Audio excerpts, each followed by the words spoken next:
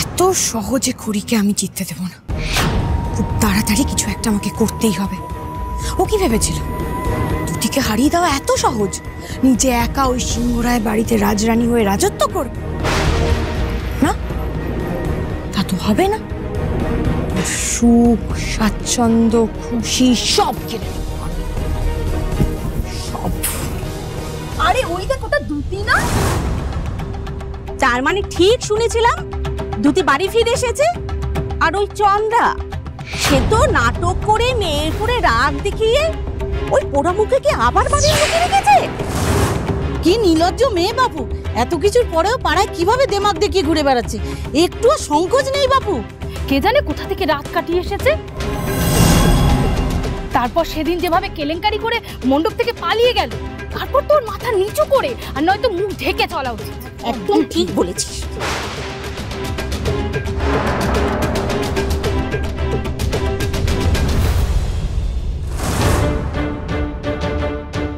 ব্যাপার কি অমন লেজ গুটিয়ে পালাচ্ছিস? কোথায় কোথায় যাবার তাড়া আছে তো তোর? কোথায় আবার যাবো? বাড়ি যাচ্ছি, রাস্তা ছাড়ো।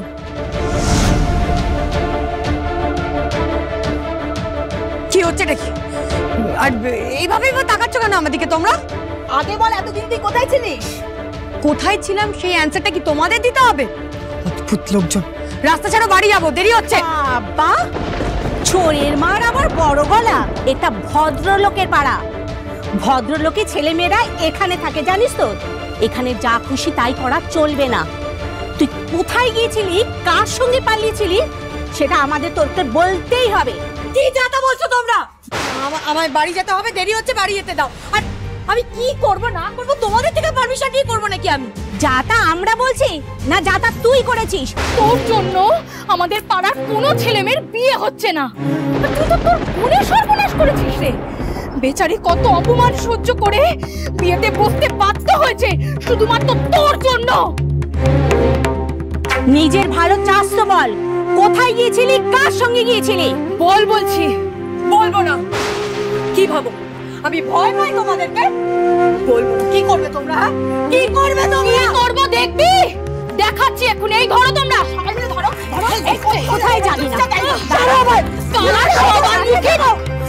সবার মুখে চুনকালি লাগিয়ে মহারানী এখন পাড়া ঘুরতে বেরিয়েছে, আবার মুখে মুখে চোপা।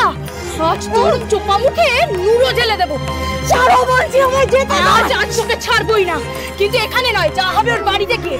আজ ভট্টাচার্যের সামনে একটা ফয়সালা করতেই হবে। চলো নিয়ে চলো। আমার ভুল হয়ে গেছে, আমি আর তোমাদের মুখে মুখে কথা বলবো না। ছাড়ো বলছি, ছাড়ো আমার।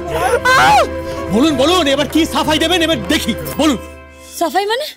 সাফাই মানে ওই যে মিথ্যে কথা। এই যে বারবার অন্যায় করে যে আপনি মিথ্যে কথা বলেন, মিথ্যে যুক্তি তৈরি করেন, তার তো সাফাই দেবেন। এবার দিন, বলুন শুনি। এবার বলুন, কেন আপনি কাউকে কিছু না বলে এই বাড়ির বাইরে পা রেখেছেন? কেন আপনি আপনাকে বারণ করা সত্ত্বেও নিজের বাড়ির লোকের সাথে লুকিয়ে যোগাযোগ রেখেছেন? বলুন। আপনাকে বারবার বোঝানো সত্ত্বেও আপনি আমার কথা অমান্য করেছেন। আর আপনার এত বড় সাহস যে আপনি আবার আমার মায়ের শর্ত ভেঙেছেন। এবারে গায়ের জোরে নিজের মনের মর্জি মতো কতদিন চালাবেন আমি দেখতে চাই। কি পান আপনি? হ্যাঁ, কি চান? এসব অশুভতমি করে কি পান আপনি? একদম বাজে কথা বলবেন না, না জেনে একটাও কথা বলবেন না। আমি আপনার মায়ের দেওয়া শর্ত ভাঙিনি, ওই বাড়ির সাথে কোনো যোগাযোগ রাখিনি, ওই বাড়িতে তো যাইনি আমি। মিথ্যে কথা। আপনি আবার আমায় মিথ্যে বলছেন। একদম মিথ্যে বোঝানোর চেষ্টা করবেন না। আপনার ঘরে যে দশকর্মা ভান্ডারের জিনিসপত্র রয়েছে সেটা কিন্তু আমি দেখে ফেলেছি ঘড়ি। এবার বলুন, সেগুলো কোথা থেকে এলো? হ্যাঁ, কি করে এলো এখানে? নিজের বাড়ির লোকজনের সাথে যদি যোগাযোগ না থাকে সেগুলো আসবে কি করে? ওই জিনিসপত্রগুলো কি গায়ে ডানা গজিয়েছে যে উড়ে উড়ে এসে আপনার ঘরে ঢুকেছে? সুযোগের একদম অপব্যবহার করবেন না। আপনাকে আমি একটা শেষ সুযোগ দিয়েছি নিজেকে নির্দোষ প্রমাণ করার জন্য। তার মানে এই নয় আপনি যা খুশি তাই করবেন, যখন তখন মিথ্যে বলে এই বাড়ি থেকে চলে যাবেন। আমি কিন্তু এসব মেনে নেব না। আপনি আচ্ছা মানুষ তো ঋদ্ধিমান বাবু। আপনি আমাকে ঠিক কি মনে করেন? আপনাকে আজকে বলতেই হবে, আপনি আমাকে কি মনে করেন? আমি ম্যাজিক জানি, আমি ভোজবাজির খেলা দেখাই? আশ্চর্য! আপনাদের এই বাড়িতে বসে, ওই স্টোর রুমে বসে আমি কি করে প্রমাণ জোগাড় করব? সেটা কি সম্ভব? এইটুকু আপনি বুঝতে পারেন না?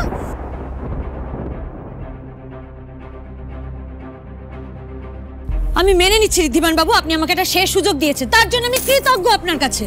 আর আমি চেষ্টাও করছি প্রমাণ জোগাড় করার। কিন্তু আপনাকে একটা কথা বুঝতে হবে, আমি যদি দিদির সাথে যোগাযোগ না করি, কথা না বলি, তাহলে ও কি করে জানবে যে সত্যিটা ওকে বলতে হবে? ওর বলার দরকার সত্যিটা। ও আপনার সামনে এসে সত্যিটা স্বীকার করবে, এটা কি করে হবে যদি আমি ওর সাথে কথা না বলি? ও কি করে বুঝবে যে রাহুল ওকে ক্রমাগত ভুল বোঝাচ্ছে? খবরদার করি, একদম ওর ভাই নামে উল্টোপাল্টা বলবেন না। ওর নামে কিছু বলার আগে 10 বার ভাববেন। এই যে বারবার কন্টিনিউয়াসলি ওর ঘরে দায় চাপিয়ে যাচ্ছেন, আপনার কাছে ওর এগেইনস্টে কোনো প্রমাণ আছে বলুন?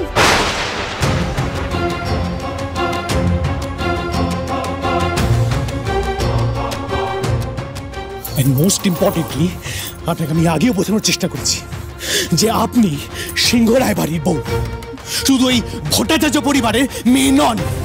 যখন তখন আপনি বাড়ি বাড়ি চলে যাবেন, রাস্তায় ঘুরে বেড়াবেন, এটা আপনার মানায় না। আর আমি যদি ঠিক সময় ওখানে না পৌঁছাতাম, আপনার কত বড় অ্যাক্সিডেন্ট হতে পারতো, সেটা কি আপনি রিয়েলাইজ করেছেন একবারও?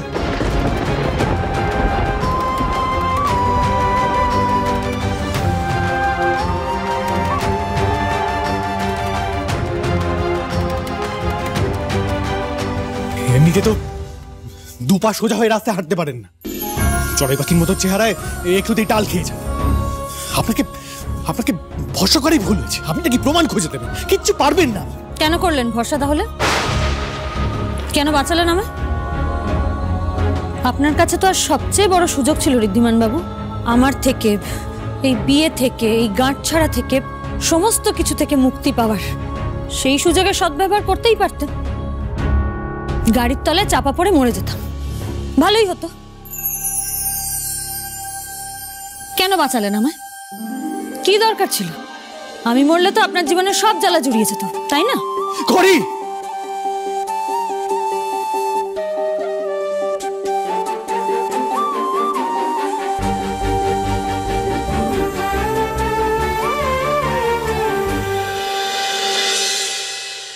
দুতি, দুতি, আরে চন্দ্রা, তুই কোথায় গেলি? আরে চন্দ্রা কি পাগলামি করছো? ওনার মুখে স্বপ্নেশি কোথায় আরে গেলি? বললাম তো বাড়িতে নেই। আরে চন্দ্রা, বললাম তো বাড়িতে নেই। কেন এত ব্যস্ত হচ্ছ বলো তো? আর তাছাড়া তোমার শরীরটাও ঠিক নেই, এত উত্তেজনা কিন্তু ঠিক হচ্ছে না। তুমি বুঝতে পারছো না আমি এমনি এমনি করছি না গো। ও মেয়ে ভয়ঙ্কর মেয়ে, বিপজ্জনক মেয়ে। আমি তোমায় বলছি শোনো, ও কোথায় যাবে, কি করে বসবে, আমরা কেউ কিচ্ছু জানি না। তুমি শোনো, আমি তখন এখানে বসে কাজ করছিলাম, ওই মেয়ে আমার কাছে এলো, এসে বললো মা তোমায় কাজ করতে হবে না, তোমার সব কাজ আমি সামলে দিচ্ছি। সারাদিন ধরে তুমি কত কাজ করো বাবা, কত কষ্ট আমার জন্যে। মা তুমি যাও, তুমি শুয়ে পড়ো, গে যাও বলে ঠেলে ঠুলে আমাকে শুতে পাঠালো জানো। তারপর এসে দেখি নেই, কাজও হয়নি, সে মেয়েও নেই, কোথায় যেন চলে গেছে। আর তুমি আমার বুদ্ধি ভাবো, আমি পোড়ার মুখে আমার বুদ্ধি ভাবো, ওই সর্বনাশীর কথা বিশ্বাস করে আমি চন্দা আমি ঘুমাতে চলে গেলাম। Copper copper copper. পল্টুদা বলে বড়দিকে বড় রাস্তার দিকে যেতে দেখেছি দুপুরবেলা। দেখলে, শুনলে, সর্বনাশী পোড়ার মুখী। এত কাণ্ডের পরেও তোর হুঁশ হলো না রে? হ্যাঁ, এত কাণ্ডের পরেও তুই আমার কথা না শুনে আমার চোখকে ফাঁকি দিয়ে তুই চলে গেলি। দেখলে খনির বাবা, আমি এমনি এমনি করছিলাম না। দেখলে তুমি পোড়ার মুখী। না জানি আরো কত কি সহ্য করতে হবে আমাকে। এমনিতেই তো ধনে প্রাণে মেরে দিচ্ছে মেয়েটা। দোকানের বিক্রি বাট্টা খুব কমে গেছে চন্দ্রা। যেই শুনছে যে আমার মেয়ে বিয়ের দিন পালিয়ে গেছে, কেউ আর শুভ গাছের জিনিস কিনতে আসছে না আমার দোকানে। অন্যান্য দোকানদারে তো আমার সমস্ত কুকীর্তি আরো বেশি বেশি করে বলছে, আর ওদের বিক্রি বাড়িয়ে নিচ্ছে। কে ইচ্ছা করেছে বাবা? তুমি শুধু নামটা একবার বলো, বাকিটা আমি দেখে কি করবি তুই? মারবি? মেরে ওদের মুখ বন্ধ করতে পারবি? পারবি না। আমার এক মেয়ের জন্য আমার দোকানের নাম চারিদিকে ছড়িয়ে পড়েছিল, আর ওই মেয়ের জন্য আমাদের পথে বসতে হবে চন্দ্রা, পথে বসতে হবে। হায় কপাল, আমার বাবা কত কষ্ট করে এই দোকানটাকে দাঁড় করিয়েছিল। খড়ি পড়াশোনা ছেড়ে দাদুর কাছে কাজ শিখে নিজের হাতের গুণ চারিদিকে ছড়িয়ে দিয়েছিল। আর তোমার ওই মেয়ে দুটি আমাদের কষ্টার্জিত মান সম্মান সব ধুলোয় মিশিয়ে দিল। ওর কুকীর্তির জন্য আমরা না এক ঘরে হয়ে যাই, দেখে নিও চন্দ্রা।